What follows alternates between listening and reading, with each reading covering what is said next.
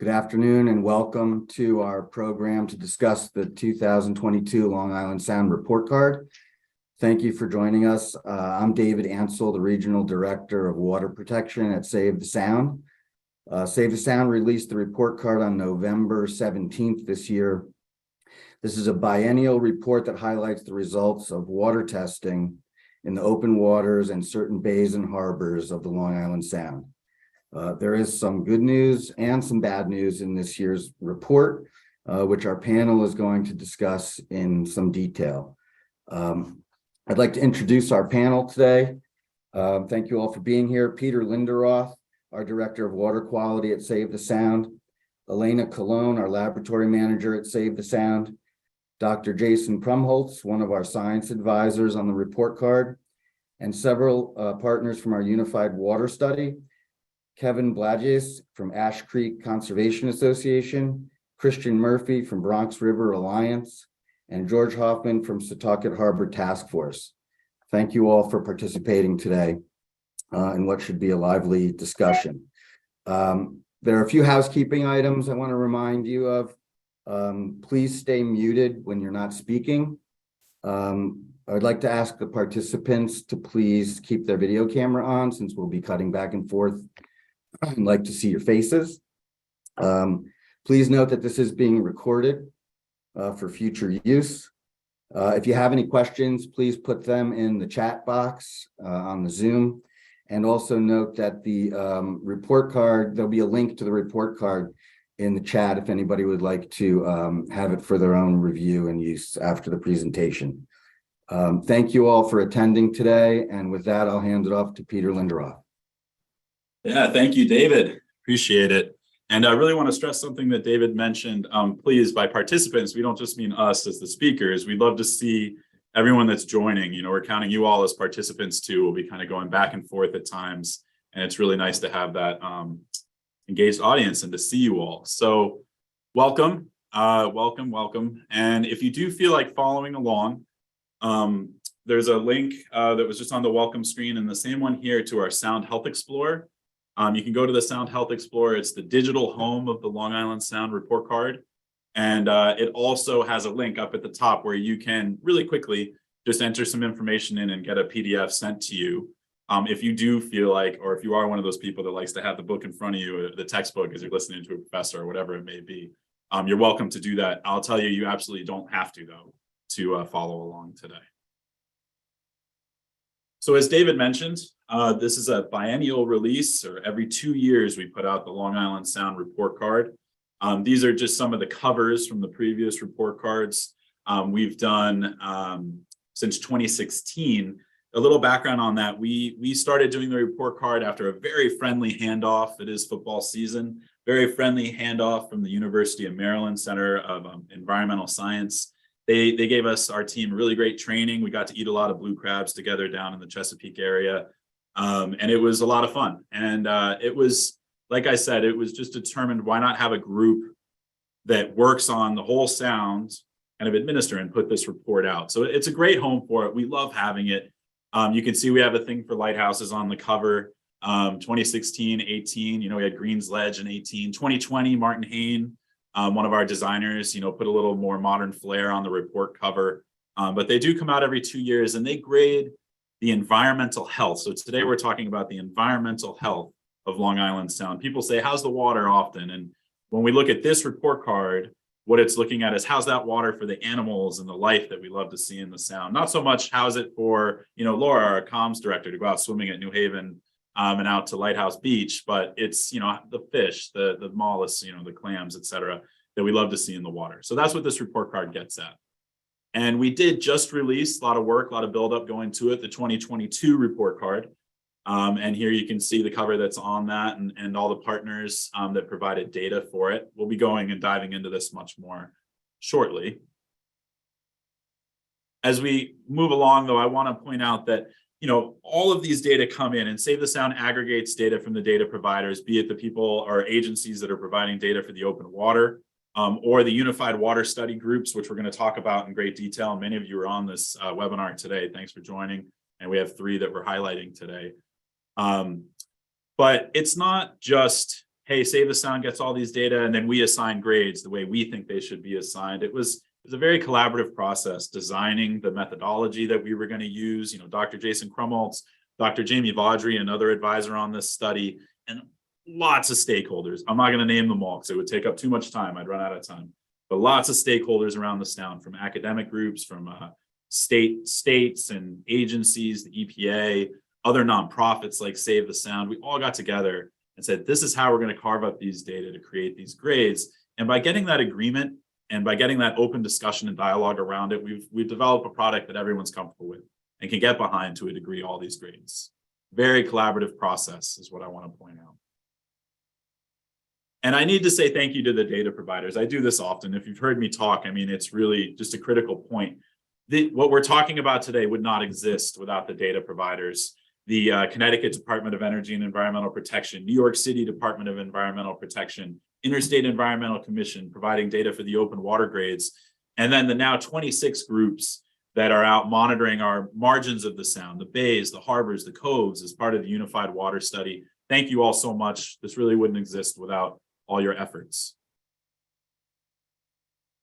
Now, looking at the report card, I hope you got a copy. Maybe you don't need a print copy or a PDF, but when you do get in, and if you haven't read it yet, this is what you're going to see. It's a 4-fold, so it's just kind of breaking it into pieces, but we've got the cover. We focused a lot on climate change this year. That's a very important point, not just this year, but in the report card, we do focus on climate change, and Jason's going to speak a bit about that in relation to the open water grades shortly. We talk about data-driven, results-oriented. That's what this is all about. Data-driven grades. We're using real data to create these grades, and we want to see results with this report card. We'll be talking about that too, and we write about it in the report card. Of course, we write about the Unified Water Study. It's a wonderful program we love administering, very relevant to the report card. Take action here, really also important in all of our work. We're not a doom and gloom organization. We want to show people how they can take action to improve their local waters if they're unhappy with the grades they see.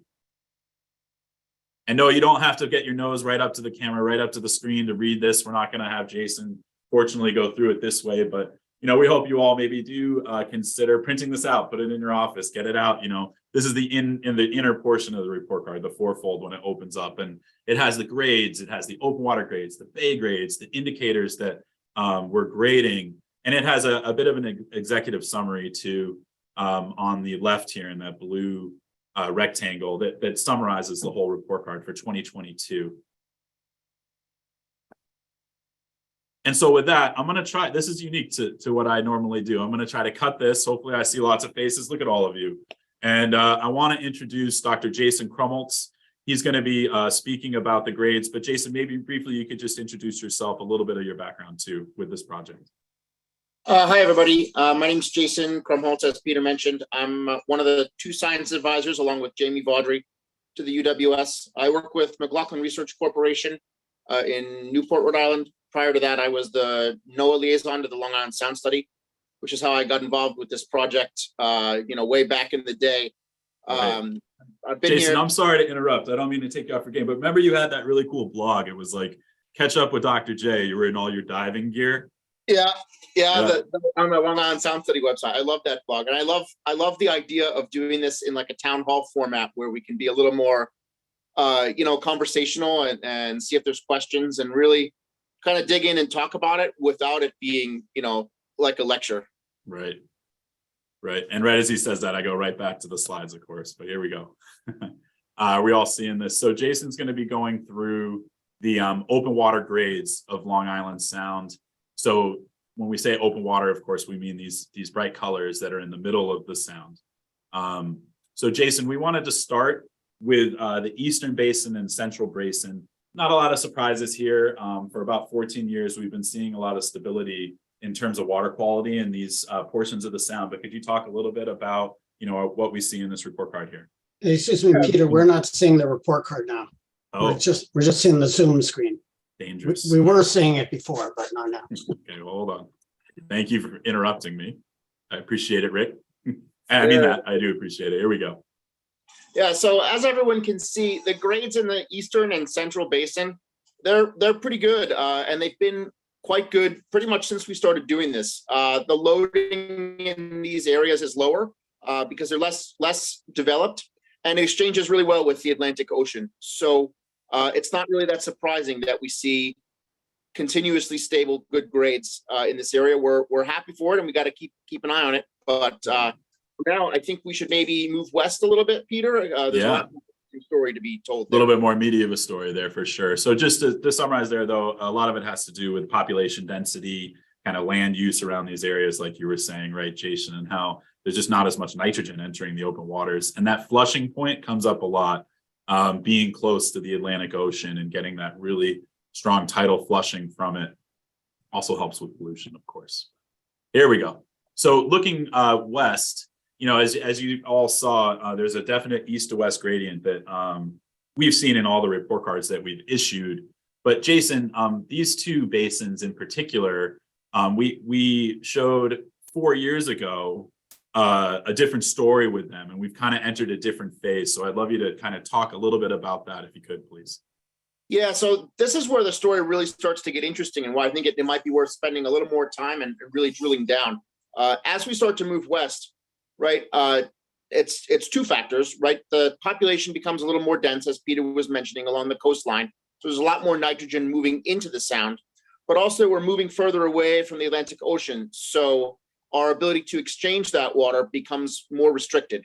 And so this area starts to become a lot more susceptible to water quality issues. And when we first started with the report card, we had hoped that this is the area that we were going to first see the improvement, the canary in the coal mine, per se. And over the first decade or so, when we started it in 2016, but we were using data going back to 2008. So that first decade or so, from the late 2000s to the teens, we did see some improvement in the water quality in this area. And it's a tremendous success story that stems in large part due to reductions from the sewage treatment plants in New York City and the surrounding area, but also to other reductions and more attention being paid to water quality. So we were on a great trend. But over the last 5-6 years, we started to see that trend stabilize a bit. Most of the big water treatment plants have upgraded, and that's great. But we didn't get as far as we wanted to get in terms of our grades. And now the trends have kind of stabilized and maybe even backslid a little bit. Population is still increasing slowly, and that puts a little more nitrogen into the system.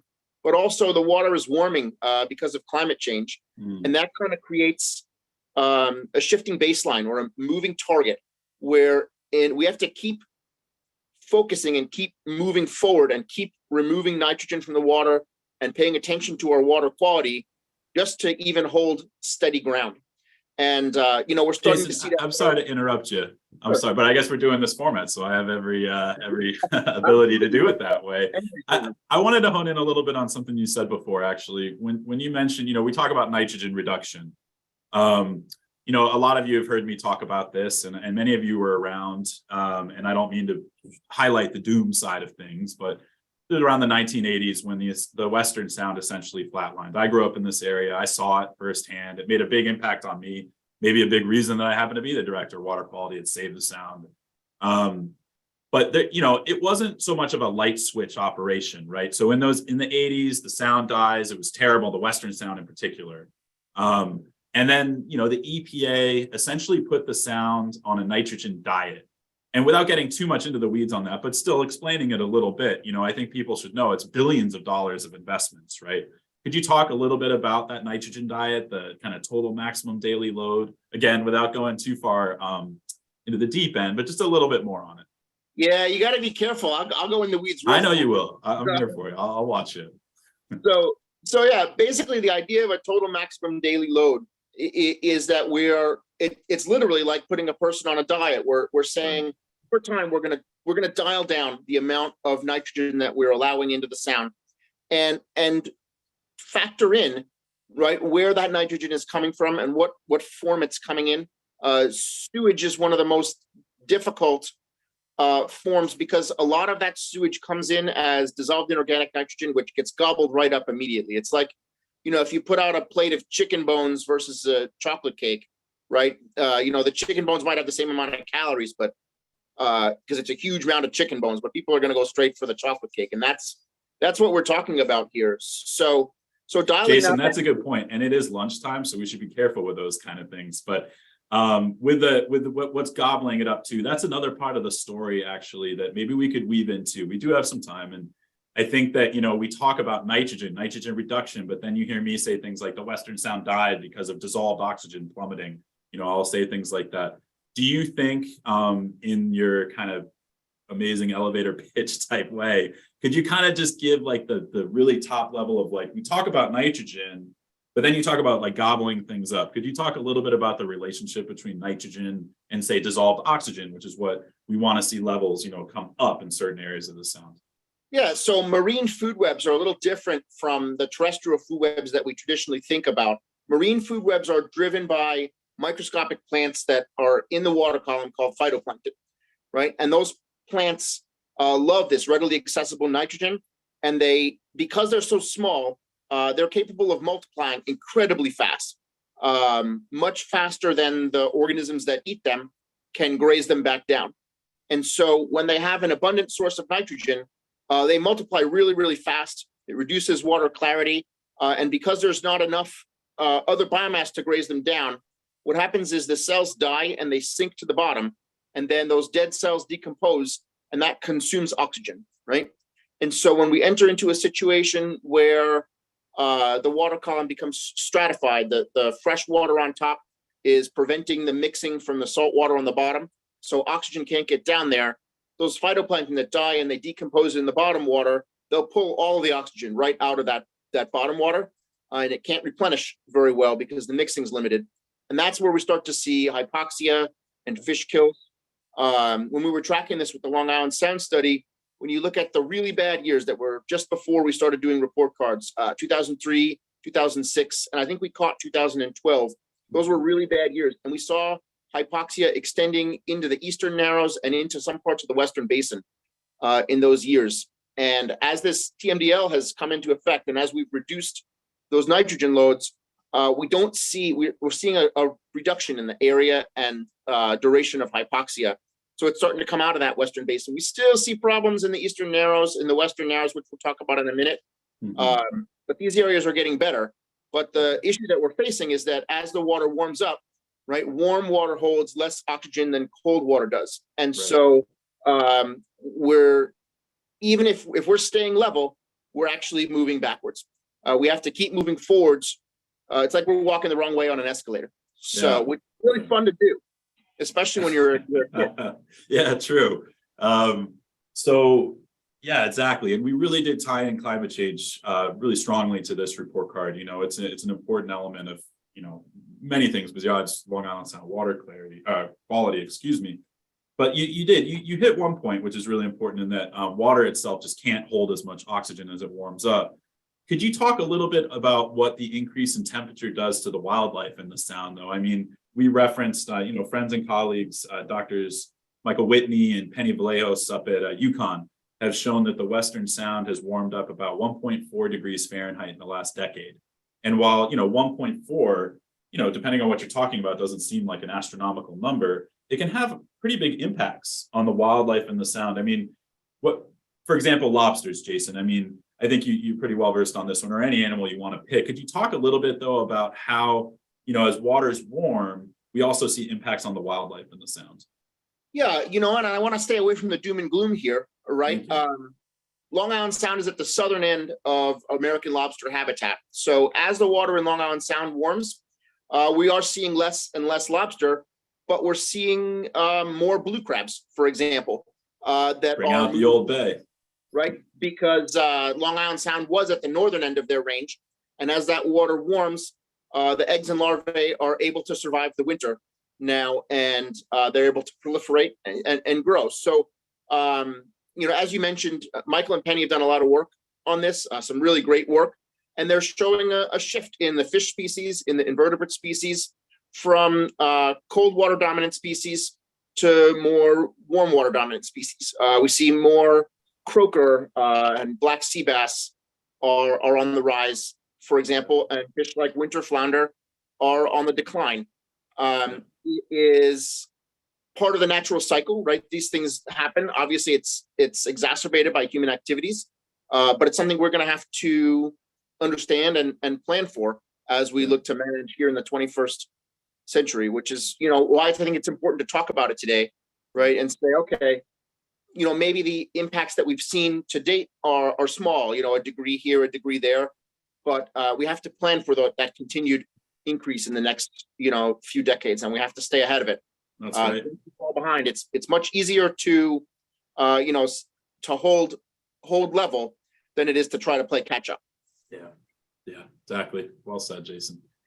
Anything else you'd like to point out on this before we move forward to the last basin and the open waters? Yeah, no, I'd love to talk about the Western Narrows a little bit. Yeah, let's get You know, there. if we can jump over, because the Western Narrows is really tricky. It's really easy to lose hope about this region because it keeps getting Fs. And this is one of the things about report cards, right? Report cards are a fantastic communication tool, and I'm 100% behind it, but everything has trade-offs. And one of the trade-offs of doing a traditional report card is that you really don't have a lot of sensitivity to change in the bottom half of your range, right? If I go up 5 points from from an 80, I'm going to go B minus to a B. If I go up 5 points from an 85, I'm going to go from a B to an A minus, and I can see that change, and that change feels really good. But if I go up 5 points from a 35 to a 40, It's true. it's still an F, right? If I go up 10 points from a 35 to a 45, it's still an F. And so we have seen some signs of improvement in the Western Narrows. The overall grade has gone up a little bit. It went from this report card to the previous report card to this report card. Sorry, it went up. And in particular, Peter, did we pull a slide for? Of course I did. I've got you covered. Maybe before we get to that one, just in general, one of the things we talk about though is that gradient. You know what I mean, Jason? And I mean, maybe you could just point out a bit more here how the Western Narrows inherently is going to be more challenged, especially that urbanized area and just where it is geographically. And then we could get into that. I'd love to talk more about DOC. So yeah, right on the 10,000 foot level, right? You look at this area and immediately you can see, right? The ratio of water to land is not as favorable as the initial ones that we looked at. There's less water. It's surrounded by urban areas, New York City, primarily, and its suburban areas around it. So there's a lot more impervious surface, a lot more hard pavement that's flushing off, a lot more people, which means a lot more sewage, which means a lot more nitrogen going in, and there's less room for it to exchange, right? The race is really narrow, and as we move east into Long Island Sound, it's a long way for this nitrogen to make it to the Atlantic Ocean to exchange and dilute. So you've got really a combination of factors, right? The oceanography and hydrology is more prone to water quality problems because of the location and because of the flushing.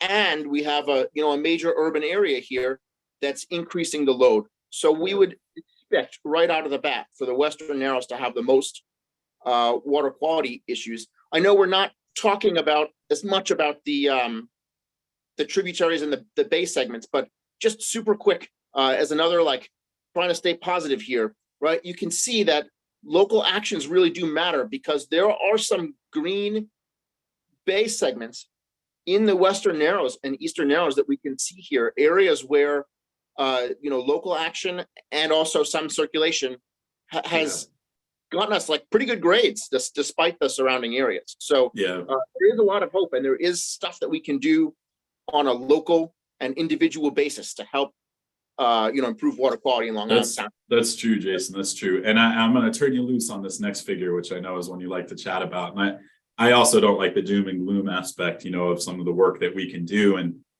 sometimes it has to, it's a reality aspect too that comes out there. And, this is an area where, again, billions of dollars of infrastructure improvements to wastewater treatment plants have been put in place. And that nitrogen diet, was met. I mean, we feel, Save the Sound feel strongly more can be done in the area. I think the grades show it. But, in the report card, when you read it, we've been able to find encouragement in that F. And it's not, again, we were able to do it with empirical data, real statistical analyses that Jason's about to get into. But, we are finding some encouragement. And Jason, you're going to walk us through that. I think it's a really important point, and it's also why we, took a big chunk of the print report card and wrote about what Jason's about to talk to you right now. So here you go, Jason. So we're going to talk about one specific report card indicator, and that's dissolved organic carbon. I know we were talking about nitrogen a lot before, so it's a little tricky to just shift gears to carbon. Dissolved organic carbon is what we call a proxy measure. It helps us see the amount of human impact on a system, because natural systems tend to have very low dissolved organic carbon. But dissolved organic carbon is a product of the wastewater treatment process. So while a slightly higher elevated level of dissolved organic carbon isn't like in and of itself a problem for most marine life, it helps us track this, and that's why it's an important indicator for the report card, if that makes sense, right? It's like using when we take ice cores from the Arctic, right? We look at the bubble, the carbon dioxide levels in the air bubbles, and we use that as a proxy for past climate. So this is a proxy for human loading, right? And you can see as we go from left to right, we're going from the beginning of the report card back in 2008 to the most current report cards. When we first started, the Western Narrows got a 0 in the dissolved organic carbon score, like a big old goose egg. And we base this threshold on the dissolved organic carbon levels that we see in a range of systems from completely unimpacted to very heavily impacted. And it scored a 0, the lowest grade you can possibly score. And over time, it's improved quite a bit. The scores now are in the 40s. We've seen some scores in the 50s in some areas. Unfortunately, as I kind of talked about before, right, a 50 is still an F. But a 50 is a lot better than a 0. And we're pretty stable in that 40 to 50 range now and trending upwards. And so, I keep thinking about that scene from the movie Tommy Boy, which will make this a little bit more lowbrow. It was where we're getting a little too sciencey, where he gets a D and he just has this giant celebration finally passed. And I'm really looking forward to the day when the Western Narrows the orange, get the D, right? Yeah. Because it just shows that we are moving forward. Yeah, Jason, that's great. Yeah, we're waiting for that thing to turn from red to orange. It could be coming soon. And, as Jason was pointing out, as you can read about, you can see DOC, dissolved organic carbon, as sort of the leading edge for change. So, these things don't just happen overnight, or, in this case, you can see it's, decades, but it looks like we're on the right track, which is really great. So thank you, Jason. Before we kind of switch up, and maybe we should anyhow. So, but if you had any other brief comments that you wanted to lay on the open water, please let me know. Yeah, I mean, I think that's really the open water story. Yeah. I didn't want to get too much into the bay segments. I think we were going to talk about that with some of the groups. You're right. We absolutely are. And I'll introduce them now. And let you move on. Yeah, thank you, Jason. But I'm happy to answer any questions either now, or if we want to save the questions to the end. We'll say maybe, David Siegerman said he would jump in if something seemed like we had to get to it right now. I could see the chat blowing up, so just stick around. Everybody stick around, and we're going to have some Q&A at the end. All right, so next up, we're going to be chatting about the Bay grades, the Unified Water Study. This one's hard for me not to just say a few things about before introducing our next speaker, who's a colleague and friend of mine. But looking at the Unified Water Study, you've heard us mention it. It's a water quality monitoring program that fills in the margins of Long Island Sound with really high quality comparable data. It's administered by Save the Sound, fully funded by the Long Island Sound Study. Wouldn't work without all the groups that participate in the effort. Out on the water at sunrise, collecting dissolved oxygen data, collecting water clarity data. We're going to hear about those experiences from some of the groups that are with us today. But I just want to point out that the Unified Water Study is what fills in all these kind of skittles that you're seeing around the margins of the sound, all these bay segment grades with really great data. There were lots of monitoring programs on the sound. Well, not lots, but there were plenty of monitoring programs, but it's not like everyone was doing something the same way. This is a really unique program in that everyone's collecting data the same way, the same time of day, using the same equipment, supplies, and it makes for this comparability. And it really wouldn't work. You know, I can sit and talk about it. I was here when we started it and created it. Again, big stakeholder process. We got lots of people that make this possible. And the next person that I'd like to introduce, many of you know, is Elena Colon. She's been with the team for quite a few years now. She's now our laboratory manager, but she's also served as kind of a lieutenant here and making sure the Unified Water Study really moves forward the way it should. So I think with that, I'd like to introduce Elena. I'm going to do my stop share, and hopefully I don't share some weird screen, nothing too weird when I come back. But I'd like to introduce Elena Colon and talk about the Unified Water Study with her. Elena, hopefully you're out there. There you are. Hi. I'm here. Hi, everyone. Nice to see all your faces. Yes, I think it's been, 5 years now? I came on in 2017. And the UWS really started much smaller, and it has grown. I'm not sure I understand. And That was my watch. I'm sorry. That's my watch talking to me. I was like, oh, My watch, I don't know why I called it she, but she was reacting to your statement for some reason. Okay, keep going. Sorry. I didn't follow the mute rule. I apologize. So I have very close communications with all the groups. I'm in constant contact with them through various methods, email. I'm calling you guys are calling me. Initially, one of the big things that makes the UWS possible for groups to participate in is the equipment loan program. Yeah. I call it the ELP. And so Harbor Watch actually initially took on the job of coordinating this loan program for the groups. And we started off with maybe 12 groups initially, and now we have many more groups, 25. So now we have a lot of equipment. And then they handed off the equipment loan program to us, me. And so now I make sure that all the groups have everything they need. The main equipment, the multi-parameter sonde to collect all of the readings, consumables to collect samples, buckets, rakes, GPS Garmin camera. So I take care of all that. And I'm basically a built-in tech support for everyone. So I make sure all of the equipment's running. I make sure to order and purchase and replenish inventory. I make sure that when any of the groups run into problems, I'm there and I'm going to fix it for them. And Elena, I don't mean to interrupt you, but I wanted to mention something too on that. So with the equipment loan program, Elena is getting this equipment and the team's getting equipment all the way out to Eastern Connecticut, all the way out to Eastern Long Island, into New York City. I mean, it's really an impressive feat. So thank you very much, Elena. And I see Trip down there, Trip Killen from the Genium Foundation and the Funders Collaborative too, are really big on early efforts in the Unified Water Study. It wouldn't exist without them.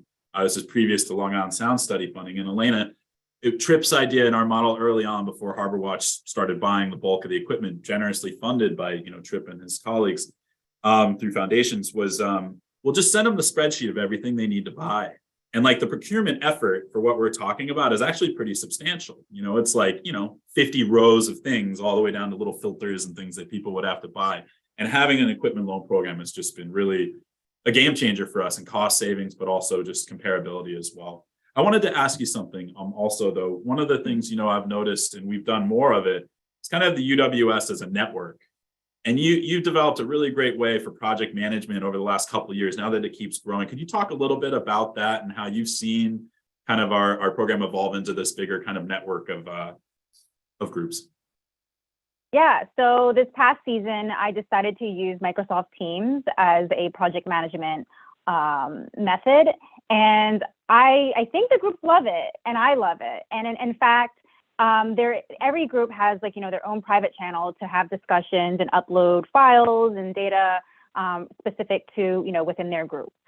But there's a general channel, and instead of just a one-on-one contact where groups are just communicating only with me, the groups can now speak with each other. In fact, there are times when one of the groups had a question about, something, or has anyone dealt with this issue with this piece of equipment? And Rick from Ash Creek will jump on and answer for me. And I'm like, this is great. Sometimes I'm in the middle of in the field or not immediately available and, or Kim Marie from, with the IEC jumps in and is able to answer another question that someone else has, and I'll give a thumbs up, like, yep, I back Gold it stars, up, right? correct Yeah. answer. Yeah, I always, give that thumbs up to say good, or I'll add my 2 cents to that. And it's just not only that, they can share, Fran from Cush all the way out in Mystic Harbor has shared, funny photos or great, photos that, it's Oh, wait a minute. great He does. tool. He shares that annual picture of him out on St. Thomas too, which I don't know why he does that to us in the middle of the winter. It makes Season's it over. We good. get this Yeah. beautiful picture of palm trees and donkeys, but and white sand. But thanks, Elena. But before we keep moving on, I also actually just want to quickly thank you before we bring in the other UWS groups, also for your quality assurance effort. I mean, Elena oversees all these data that come into us, and we really need to keep them in a very tidy format. So the groups do a great job filling out the formats that are supplied. And then Elena and her team are going through and just checking for, maybe things that didn't get caught by the groups when they're submitted. So thank you very much, Elena. And I think with that, I'm going to segue over just so we don't lose people at one. But Elena, anything else you'd like to mention before we kick over to the groups?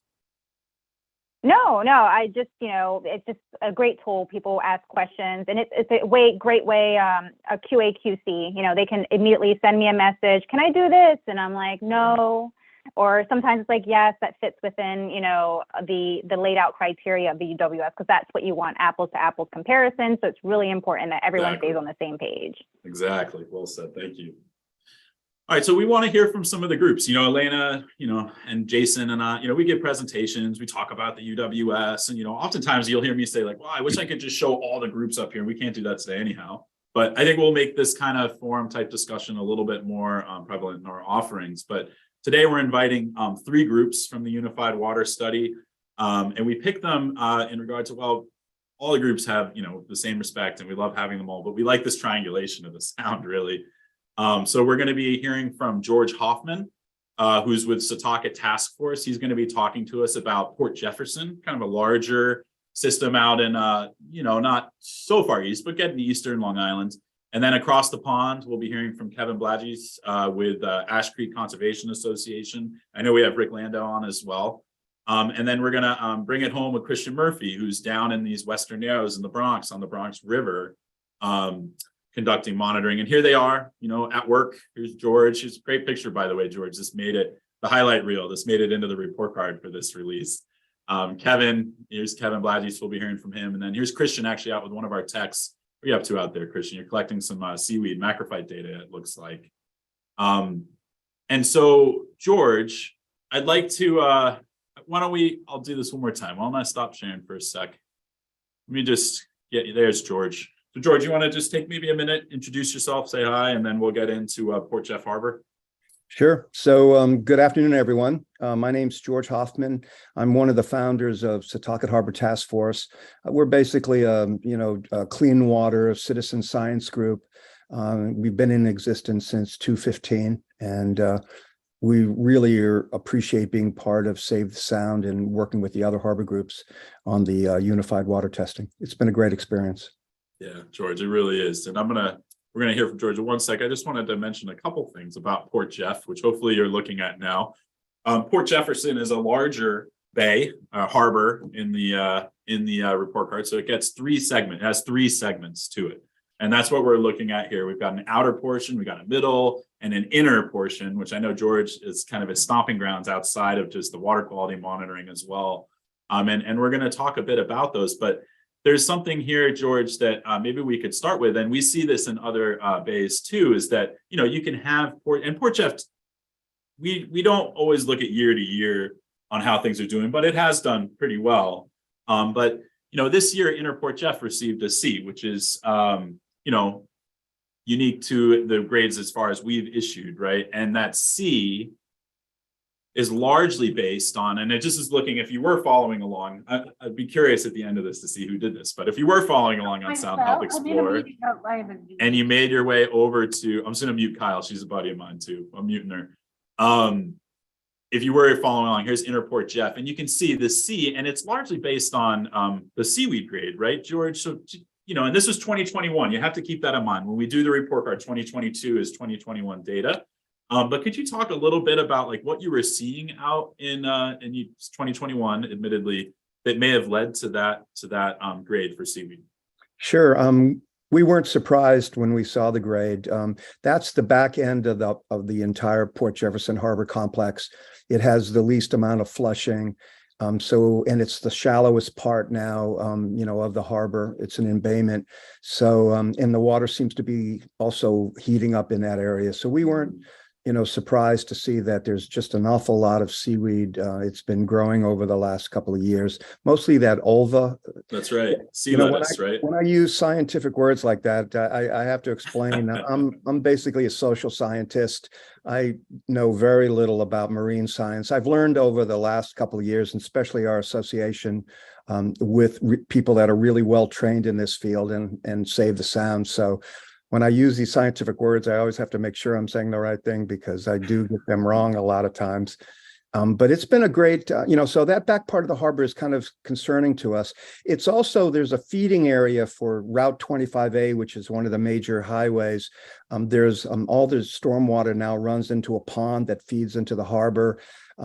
We received a grant about 3 or 4 years ago from the state Senate, and we're still trying to get it all reconstructed. It's just letting stormwater from the highway pour into the pond. And we think that that's also a big reason why there's just much more nitrogen and other chemicals in the water. Yeah, definitely, George. Yeah. I mean, stormwater, is seen as kind of a vector, right? For nitrogen, inherently it has nitrogen in it, but then it also carries with it all the surface runoff. And I love that you pointed that out, though, George. So, I mean, I love talking the tech stuff. I can geek out with the best, but when I met George, you were at a Citizens Advisory Committee meeting, I think, down in at Harbor Island Park, I believe it was. We're close to our office when we were in Mamaroneck. And I remember us talking about this, and you had your reservations then. You said, I'm a social scientist, and you know so much about the sound. It was clear at that point you did too, and you still do. But I have to say, George, that our whole team feels that you have gone from, a social scientist with a $15,000 multi-parameter sonde to someone we could probably invite to the trainings and you could help lead them. So really commend you on that. You've taken that part of the work and really embraced it.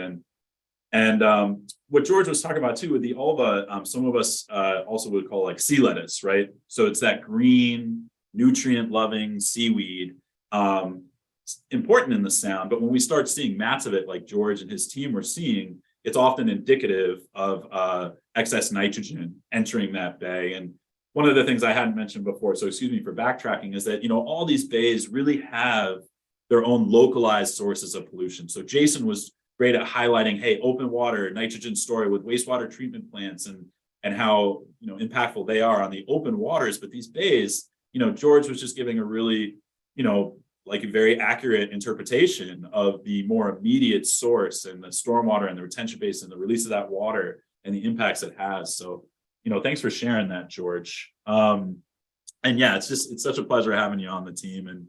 And I love the pictures that you put up too. George, at the end of every season, they have this banner. I should have put it up there. They have this banner they hold up. We completed another season, right, with the sun coming up behind them. And they have like a little piece of tape and they just put like a new year on it every time. I love that. Just George, quick, it's a real, yeah, go ahead, please. If I could just give you a quick anecdote, it's really quick. Absolutely. When Peter, when you first called me and you asked if I would like to be part of the Unified Water, I thought all we would have to do was Setauket Harbor, which is a relatively small harbor, right. about 200 acres.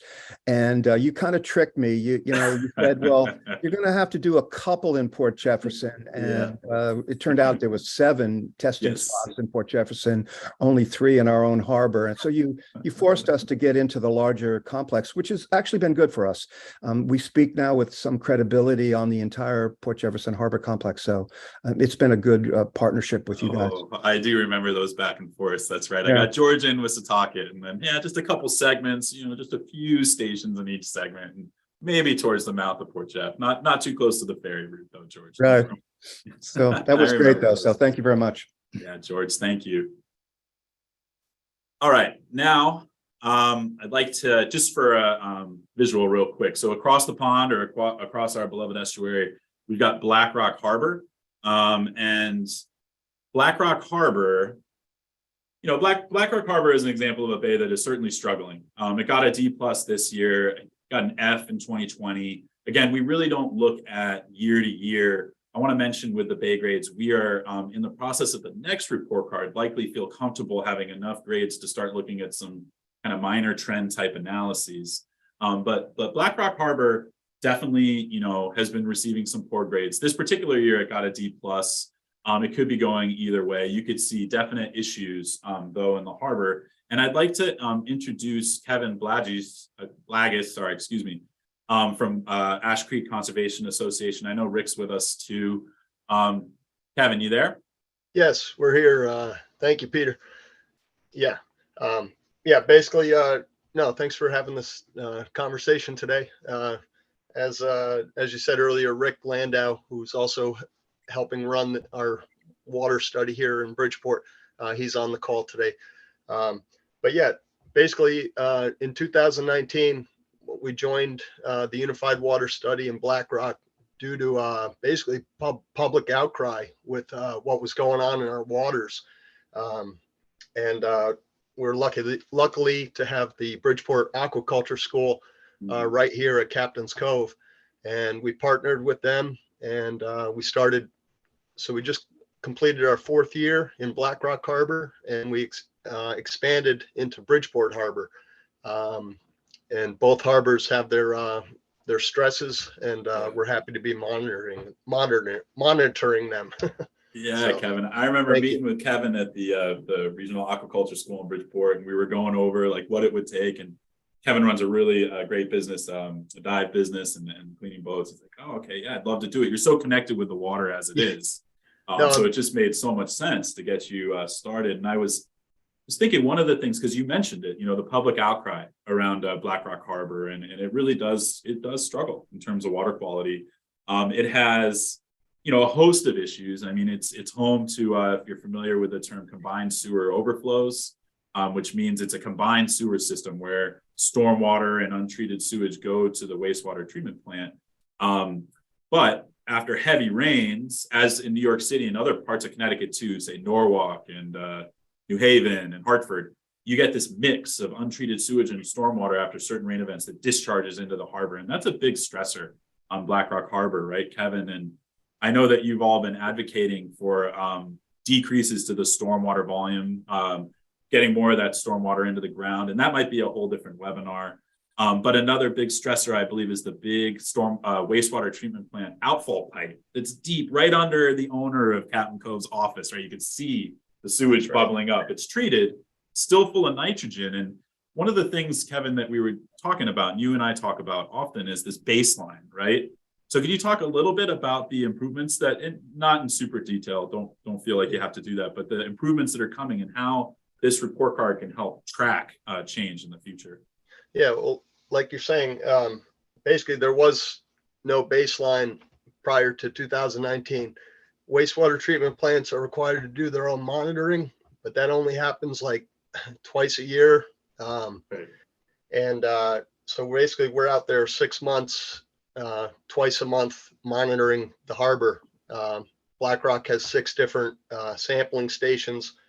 Right, you're right. Our outflow pipe is discharging right into the harbor. Yeah. Like other harbors, we're stressed with low flushing. Rivers that used to discharge into Black Rock Harbor have since been diverted over the years with development. And basically our greatest inflow of fresh water into Black Rock Harbor is our waste treatment plant. That's true. That's true. Kevin, with that, I'm sorry, I was just looking at the time, and this is my fault because I'm supposed to be keeping a closer eye at that. I think we should go to Christian, but I really want to thank you for sharing that. And yeah, these data will serve, we meet with Kevin and Ash Creek Conservation Association and lots of stakeholders every year to go over kind of a state of the water and how's the pollution being reduced. So look forward to that. And just wanted to end it on a positive note that our sewer plant is scheduled for an upgrade. We've been part of the process. That's right. It's been delayed a little bit, but it is going to happen. That's right. And they're going to do a more extensive treatment of the water, more modern techniques with black light, et cetera. That's right. So that's right.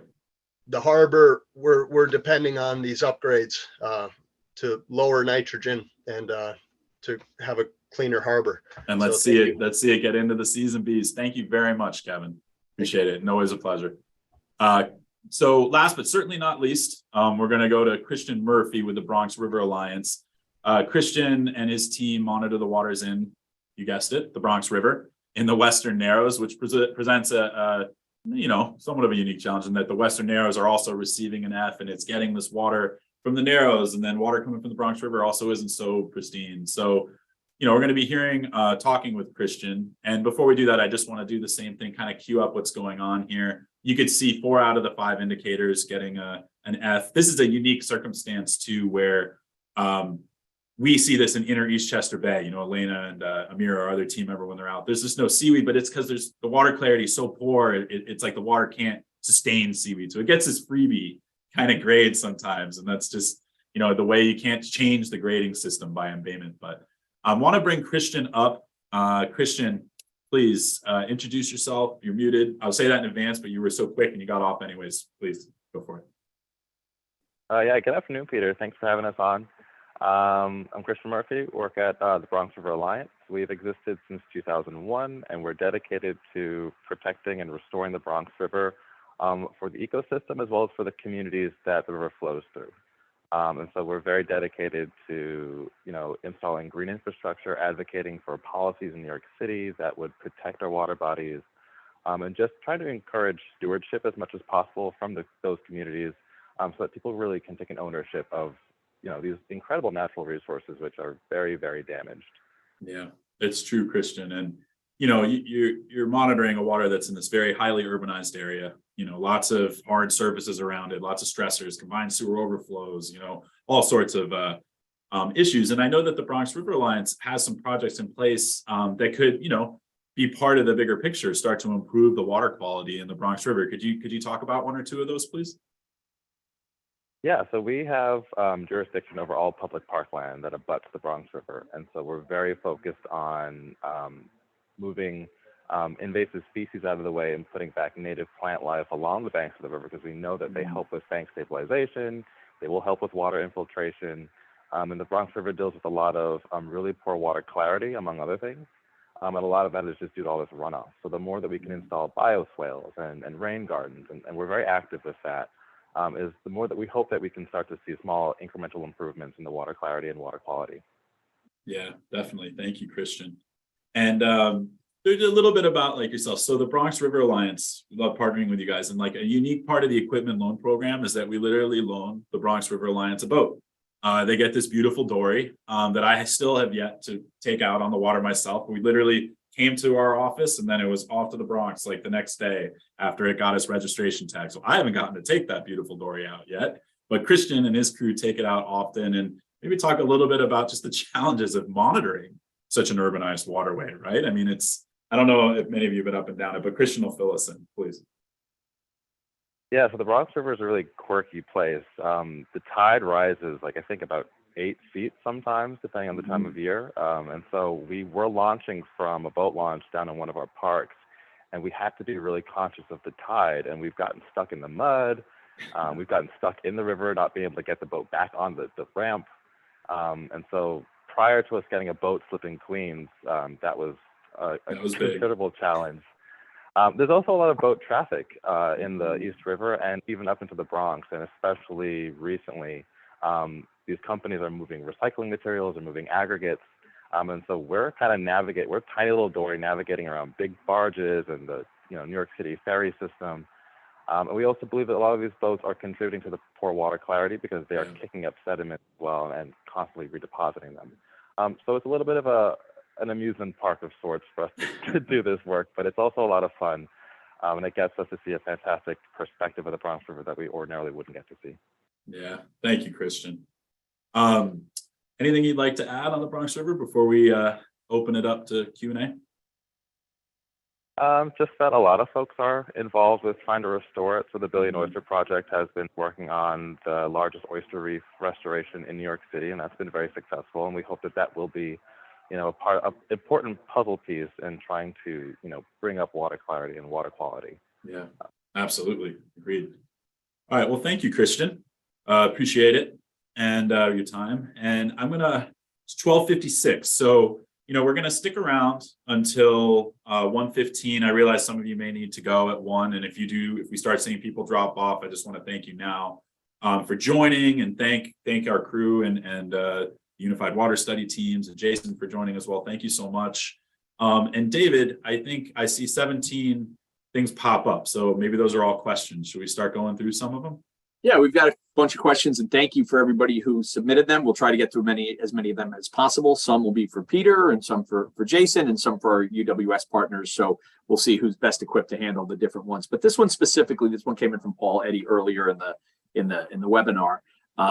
And he asked, why is the area around the mouth of the Connecticut River not good for shellfish and shell fishing if the eastern basin is rated green? What are the biggest factors, and what needs to be done about that? That's a great question. Was that Paul that asked that? That was Paul. Yep. Paul, yeah, that's a really good question. So when it comes to shellfish, the indicators that we monitor and are have in the report card, they'd be much more relatable to shellfish survivability. Like, how will those shellfish survive? And by the way, oysters, clams, very hardy animals. They're capable of surviving prolonged bouts of low oxygen. And Christian's talking about VOP and others efforts of oyster restoration in the Western Narrows, and they're surviving. They're surviving there. Now, would Christian go out with Roderick and Mike and go collect some of those oysters and eat them? No, probably not. That'd be a pretty brave endeavor. The issue is certain areas have also highly localized issues with fecal indicator bacteria, which is indicative of untreated sewage and other things that can make people sick. So if the mouth, and I'm not totally but maybe Jason would like to jump in, but if it's not open to shellfishing commercially or recreationally, likely the issue is things in the water that pathogens, for example, that can make us sick if we eat those shellfish. So it's a different parameter altogether than what we have in the report card. But that's a great question. I'd encourage you to go to the Sound Health Explorer, look at the beach report. That grades, they're beaches, not shellfish beds, mind you. But that grades the beaches around the Sound based on fecal indicator bacteria data collected by health departments. And that would be more relevant to a discussion around how safe are the waters for shellfish consumption. Right. So you would see that's at soundhealthexplorer.org/swimmable versus /fishable, which is where the report card is found. Maybe we'll do eatable someday if we start evaluating shellfish beds. We'll see. So you were talking about the Bronx River and the Western Narrows, and maybe you want to pull up that DOC chart again, and Jason might want to weigh in on this as well. There was a question earlier on that chart of dissolved organic carbon that there's a 4 or 5 year fluctuation. There was a question, what was the source of that DOC fluctuation in that period, that 4 or 5 year period? Yeah, so I can talk about that. There's a lot of natural cycles that go on in terms of like wet years versus dry years and how that impacts the score. We know 2012, 2013 was a really wet year. There were some storms. We had Superstorm Sandy come through that impact things like that. I wouldn't look at it as much as like a 4 or 5 year cycle, as I would look at it as there's a lot of interannual variability based on localized weather, based on precipitation, based on temperature, stuff like that. It does kind of look like it's a 4 or 5 year cycle, but if you really like get down to it, sometimes it's 4 years between the bad years, sometimes it's 5, sometimes 6, sometimes 3. The really bad years that we have seen in the past were, I think 2003. 2003 was definitely a bad year. 12 was a bad year. I think 2009 wasn't a great year. If you push my memory here. Well, you can see it on the figure. It's right there. I'm glad you didn't start mentioning things that are out of line with this figure, Jason. But yeah, definitely interannual variability, and then that's why we look at it as a 2008 to 2021 trend line, and then bringing it back to that nitrogen diet that Jason brought up, and the billions of dollars of investments that have been made, and then we do see kind of that shift, right? And now with the improvements that we've seen, we do seem to be on the higher end of the shift, and hopefully we see them continue to go up. But there still will be those up and downs, like Jason said. Great. Got this is kind of a 2-part question. The first one is, what's next for the Unified Water Study? Are we looking to add more groups, more bays, more parameters?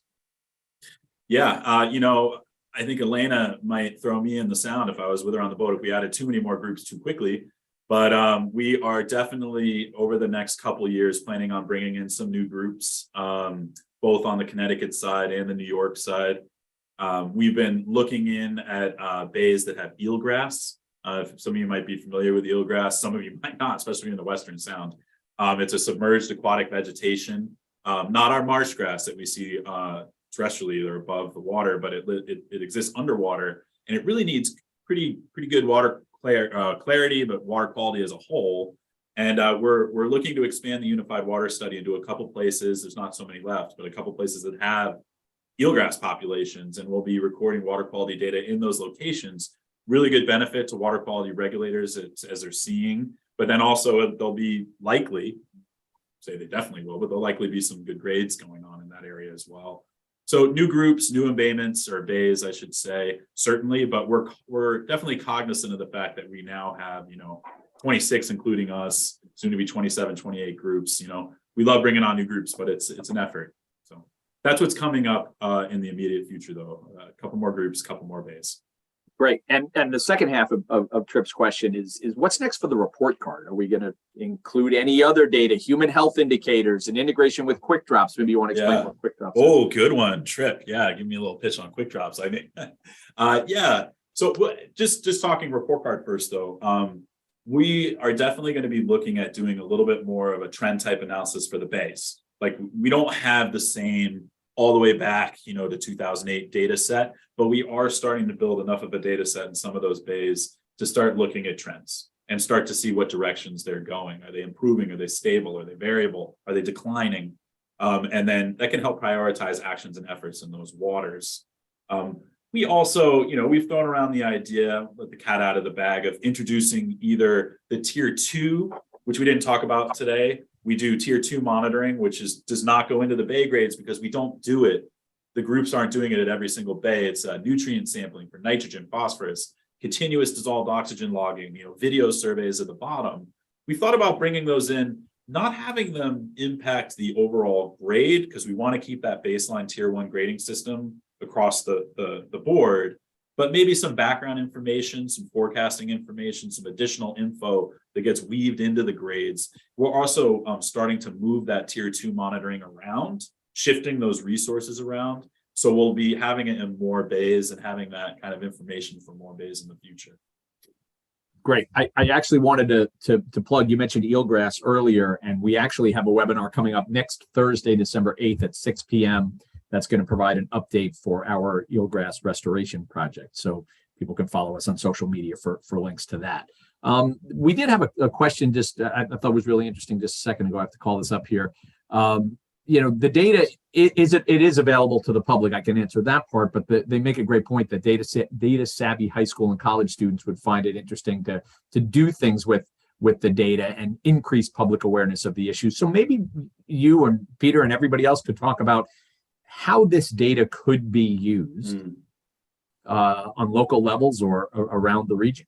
Yeah, Christian, I think you and I were chatting about that, weren't we? That you had some students. Why don't you take that one if you'd like? Yeah, especially since the start of the pandemic, I've been getting lots of emails from high schoolers or early college students asking for the data because they want to pair it with climate data, or they want to pair it with policies, and how those timings work out. I really think that, having more eyes look at this data is where you're going to get some great ideas for infrastructure projects and, policies. And these youth really are going to be the next generation of folks like us who are doing this work. And so I think it's fantastic that they're so interested in that. And it's so great that we're able to give them very high quality data to work with. Thanks, Christian. Yeah. And Peter, maybe you could talk even about the way some of the data has been used by elected officials. Sure. In the past. That's another component of this year's report card. We have a little piece on that. Yeah, data, results, data-driven, results-oriented. So the report card has certainly been referenced by senators and elected officials in requests, frankly, for more additional funds for the area to help clean up the sound. Senators Murphy and Blumenthal, for example, had written a letter to the Appropriations Committee using the 2020 report card, but saying, hey, look at this. We've got bays that are struggling. We've got portions of Long Island Sound still struggling. let's increase the funding. Let's bring more funding to Long Island Sound. Let's bring the ability for not just the monitoring to happen, because it does fuel things like the Unified Water Study and the open water monitoring, but also, infrastructure upgrades and such, and the planning around those things and facilitating the ability for those to come through. So the report card has certainly gotten used that way, and that's fantastic. I'd also mentioned with the data, we've had, Elena and I and our team, we've had, varying levels of students use those data. We've had multiple local high schoolers use them for their research projects, and they'll volunteer with us here and there, and then they also use those data for their science and high school research projects. We've had at least 2 now people use it for their graduate thesis, their actual like master's programs, and really it's got so much use. Regulatory agencies pick it up for Clean Water Act assessments. Christian's mentioned, youth in his area. I know Kevin and George have also shared the data with local people around their communities, and it's just got all these other benefits. The report card, of course, being one, but there's so many other uses. So glad you brought that up. Great. We have a couple minutes left to answer a couple more questions. We have one here. If anybody has any more, you can put it in the chat. But there is a question about coastal erosion. Do we track that, or is that something like that covered more in the beaches data set? With water clarity, anyone else can jump in. Sorry, I have a tendency to just jump right in. Our water clarity data could certainly help with identifying areas that maybe it's coming from overland sources, but also there could be issues with coastal erosion in areas where we're seeing low water clarity grades. But it's not so much in the report card as a tracked measure, erosion and such. Just to kind of put that out. Maybe we should jump to unless someone else wants to add. That's my general 2 cents on that. Great. I think at this point we have exhausted all of the questions that were asked in the chat. So if anybody, and there I was trying to go quick because I thought we had a bunch more. I'm sorry. Yeah, if we have time, I saw on the map earlier of Setauket, there was the Seaport Deli there. I could easily ask George a couple of questions about his favorite menu items there. Yeah, right. But at this point, if anybody doesn't have any additional questions, Peter, you might want to wrap up today's webinar. Yeah. Well, we give everyone a second. You're welcome to unmute. We've been very open with this. There is a question. Actually, there was one earlier about the Bond Act, and I'm not sure if you want to talk a little bit about how the money, the $4.2 billion that was approved in New York State for the Environmental Bond Act, how some of that money might wind up benefiting the work of the Unified Water Study and this whole project. Unless David Ansel wants to pick. Oh no, he had to drop, didn't he? I'm sorry. Is there someone else that wants to talk Bond Act? I certainly can too. But George, did you want to pick that one up? Other than that, we're really happy that the voters of New York approved it overwhelmingly. That was really important in a very tough political environment. I'm looking forward to see how it starts to filter its way down. Unfortunately, we lost, a champion of the state legislature who was chairman. He was from our area. We were hoping he could help direct some of that money. And now he actually lost re-election, kind of got swept out in sort of the tidal wave for one of the candidates. So I don't know, we'll see. Yeah, that's right. He was a champion of the sound for sure. He still will be. I should say, he's still going to be around. Hopefully he'll stay involved. I think he will. And maybe in unique new ways too. But yeah, you're right, George. And in terms of the Bond Act, those funds can come down to our watershed. They will come down to the Long Island Sound watershed, and amongst many things, because it protects drinking water lands. It's meant to protect the environment, right? But in respect to what we're talking about today, it's a lot of funding, and it can go towards stormwater infrastructure upgrades. And that's just reducing the volume of stormwater entering the bays. Treating it in hopefully more green infrastructure type ways. That's certainly what Save the Sound and groups like Bronx River Alliance and others advocate for. It could go towards sanitary sewer upgrades, leaking pipes underground. We document a lot of those issues in kind of our old urbanized area in this area, and fixing those pipes, fixing the pump stations that have to pump sewage up hills, and these are all expensive fixes, and these funds can go directly to them, and in such they can definitely be improving water quality in Long Island Sound bays and in the open water as well. Peter, I had a quick question. Mm-hmm. I was curious to know how closely Save the Sound has been following the New York, New Jersey harbor and tributary study, and if you see any of this data having some kind of interface with the work that they're doing. Yeah, that's a great, and we've been talking, Rebecca Pryor, I believe, over at Guardians of Flushing Bay, and we've been in discussions with her because I believe one of the current, and there are just alternatives on the table though, is a tide gate at Flushing Creek. So obviously that's an abatement that's monitored in Unified Water Study, and we've been talking with her about how these data could, and we should start talking with you guys as well, right across the sound in that area. Also, I want to say that's maybe one of my favorite acronyms. I think that's the Ninja Hats program. So we do like throwing that acronym around as much as possible. So the Ninja Hats program, though it's a very serious, that said, it's a very serious thing. And you know what, these data can help with that. But there's also some remarkable people on the sound right now. We're looking at models and such, and we're also involved in the comment period. So these data will be useful as part of a much larger picture though. And something that we certainly need to all keep an eye on, because it could have some pretty serious impacts on the sound. Great question, Christian. Thank you. All right. Well, I think with that, we'll wrap it up. Thank you all so much again for joining. This was a lot of fun. I think we should do this this way in the future. I really enjoyed it.